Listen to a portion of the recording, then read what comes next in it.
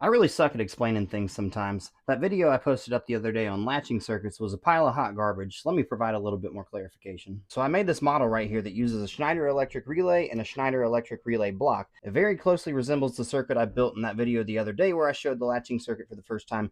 The only difference is we're not using buttons. Instead of using normally open and normally closed push buttons, we're just touching wires together and breaking wires apart. Why is that? Well, you got to think about this for a minute. To put it in dumb terms, a normally open or a normally closed push button is quite literally just a set of double break contacts where we're either pushing two wires together or breaking two wires apart. So just to recap, this is what a latching circuit looks like minus the push buttons.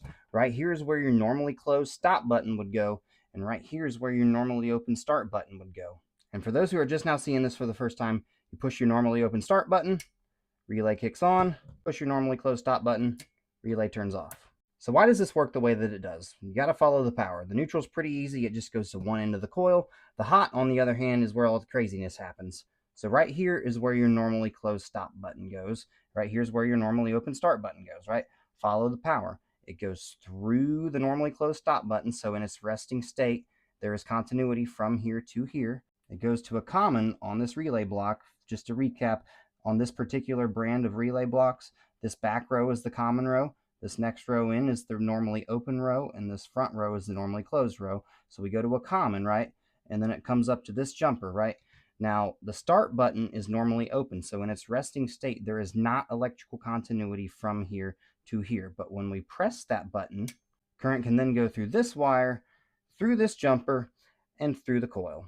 Once that coil energizes, the normally open contact closes, and there is now continuity from here directly to this terminal. And since current can travel from the common to this terminal now, it goes through this jumper, through the coil, and it stays energized. The way that we shut that off is we put that normally closed stop button upstream, and when we break that circuit, it then cuts power altogether to the entire latching circuit. The coil de-energizes, the normally open contact goes back to open, and then the only way to turn this latching circuit back on again is to press that start button.